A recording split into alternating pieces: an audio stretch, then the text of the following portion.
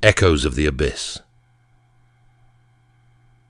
The remote mountains rose like jagged teeth against the roiling sky, their snow-capped peaks piercing the low-hanging clouds.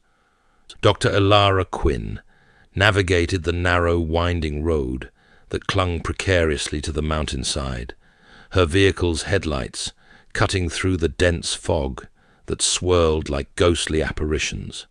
Rain battered the windshield, each drop a tiny hammer striking a relentless beat.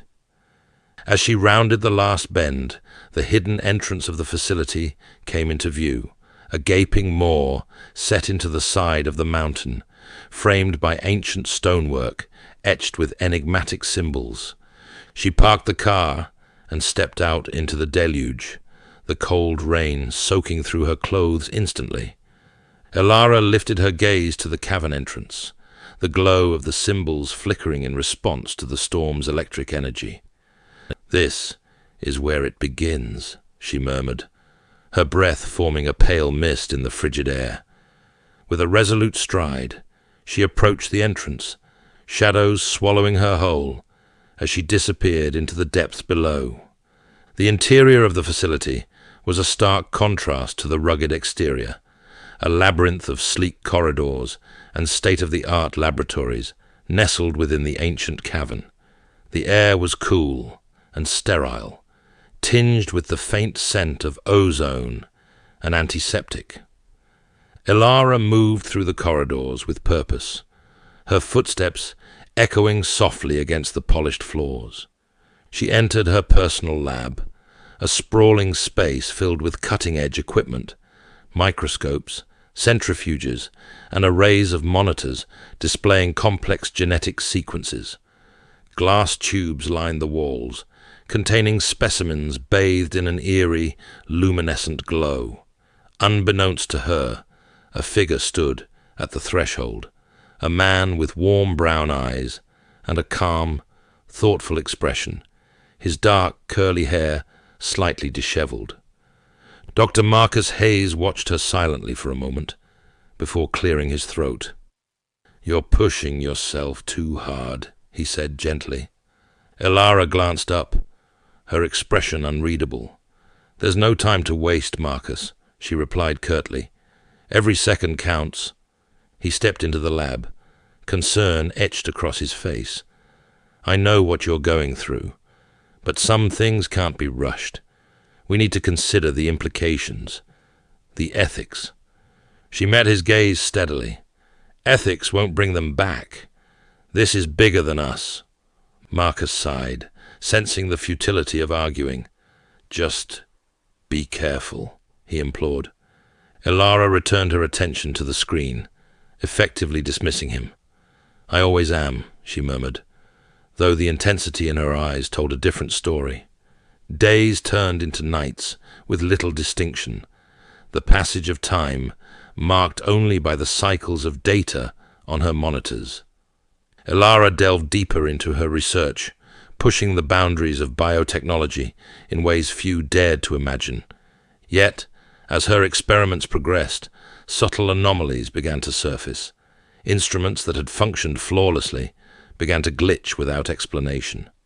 Late one night, as she pored over her notes, she heard a faint whisper echoing through the lab. She paused, straining to listen, but the sound faded into the low hum of the machinery. Moments later, a shadow flickered at the edge of her vision. She snapped her head towards it, but found only empty space. "Fatigue is getting to me," she muttered, rubbing her temples. Sleep had become an elusive luxury. Pushing aside her unease, she refocused on her work. Unbeknownst to her, the shadows seemed to deepen behind her, shapes subtly shifting in the periphery. Driven by the need for additional resources, Elara ventured deeper into the uncharted sections of the cavern. The air grew cooler, and a palpable sense of ancientness enveloped her. As she pressed on, the narrow passageway opened into a vast chamber. Her breath caught as the light revealed the cavern's grandeur. Massive pillars of stone rose from the depths to the unseen heights above. Covering the walls were intricate symbols and patterns etched with a precision that seemed impossible for any known civilization. The symbols emitted a soft, pulsating glow, casting the chamber in an otherworldly light. Mesmerized, Ilara approached the wall, running her fingers lightly over the carvings. A strange resonance filled the air, a low hum that she could feel vibrating in her bones. She pulled back, momentarily unnerved, but curiosity overrode caution. She took out her tablet and began to document the symbols, snapping photos and recording notes. "Incredible," she whispered. "This must be some form of proto-language, or perhaps something entirely different." As she made her way back to the facility, she couldn't shake the feeling that she was being watched. The shadows seemed to cling to her, and the silence of the cavern weighed heavily. Behind her, the symbols continued their silent pulse, as if acknowledging her presence. Sleep offered no refuge. Each night, Ilara was plagued by vivid dreams that blurred the line between reality and illusion. She found herself wandering through endless forests, where the trees whispered secrets in languages she couldn't understand. The sky above was neither day nor night, filled with swirling constellations that defied earthly configurations. In these dreams, she sensed a presence, vast and incomprehensible, watching her from just beyond the veil of perception. One evening, as she tried to rest in her sparsely furnished quarters, the whispers followed her into wakefulness. She sat up abruptly, heart pounding, the room bathed in the pale glow of the monitor screensaver. A shadow moved across the wall, but when she turned, nothing was there. Frustration and exhaustion gnawed at her. "Get a grip," she admonished herself. Returning to the lab, she decided to push forward, hoping that work would drown out the unsettling experiences. As she reviewed the latest data, anomalies leapt out at her. Unexpected gene expressions, spontaneous cellular changes that defied known science. Intrigued, she began to theorize that perhaps the unique mineral composition of the caverns was influencing her experiments. Could there be a connection? She mused. Without hesitation, she incorporated samples from the cavern walls into her next series of tests, oblivious to the unseen forces she was inviting into her work. Dr. Marcus Hayes could no longer remain a silent observer. He found Ilara hunched over her workstation, eyes red-rimmed and vacant. The lab was in disarray, papers scattered, equipment humming erratically. "Ilara, this has to stop," he implored, placing a gentle hand on her shoulder. She recoiled, as if burned, eyes flashing with a mix of anger and fear. "Don't you see, Marcus? I'm on the verge of something monumental." He shook his head, desperation creeping into his voice. "At what cost? You've changed. The facility is changing. I can feel it. Something is not right here." She stood abruptly, knocking over a stack of notes. "You sound like a superstitious fool," she snapped. "Science requires risk." He took a deep breath, steadying himself. "This isn't about risk. There are forces at play that we don't understand.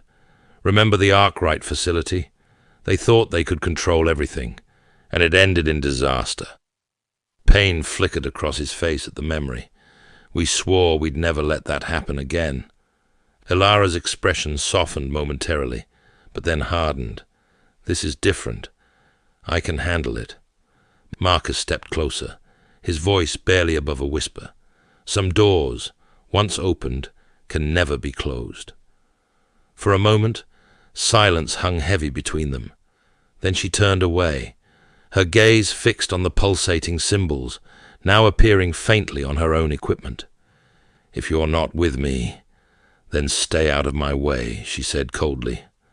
Marcus realized then that he had lost her, not just as a colleague, but perhaps as a friend. With a heavy heart, he left the lab, the sense of impending doom weighing upon him. Unshaken by Marcus's warnings, Ilara prepared for the culmination of her work. The final experiment required unprecedented amounts of energy and resources, but she was resolute. She calibrated the equipment meticulously, the glowing symbols on her devices now pulsing in sync with an unseen rhythm. As she initiated the sequence, a deep vibration resonated through the facility. The lights dimmed, then flared brightly. Monitors displayed erratic data streams, symbols and codes merging in chaotic patterns. Suddenly, a surge of energy burst forth, knocking her back. Sparks flew from the machinery, and alarms blared. The ground beneath her feet trembled violently. From the walls of the cavern, the ancient symbols blazed to life, their glow intensifying until it was blinding. A fissure opened in the floor, and from its depths emanated a chilling wind that carried whispers and distant screams. Ilara struggled to her feet, her eyes wide with disbelief. The air around her distorted, and a dark silhouette began to take form, a presence both mesmerizing and terrifying. She realized with dawning horror that her actions had pierced the veil between worlds, awakening something that should have remained undisturbed. The entity loomed before her, an amalgamation of shadow and void, its form ever shifting and impossible to fully perceive.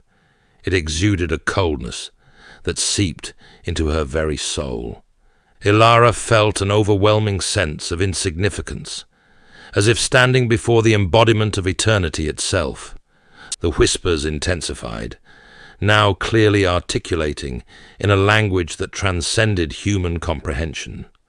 Visions flooded her mind, stars dying, galaxies collapsing, the relentless march of time erasing all that ever was.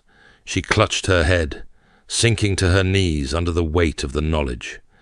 In that moment, she understood the magnitude of her hubris.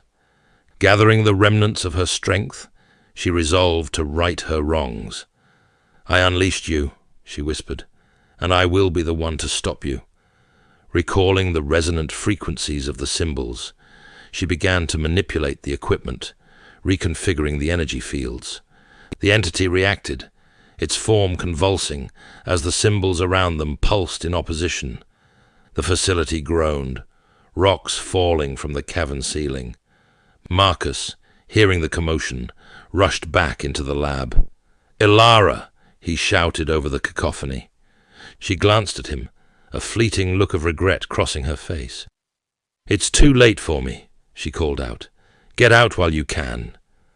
Before he could reach her, a barrier of energy erupted, separating them.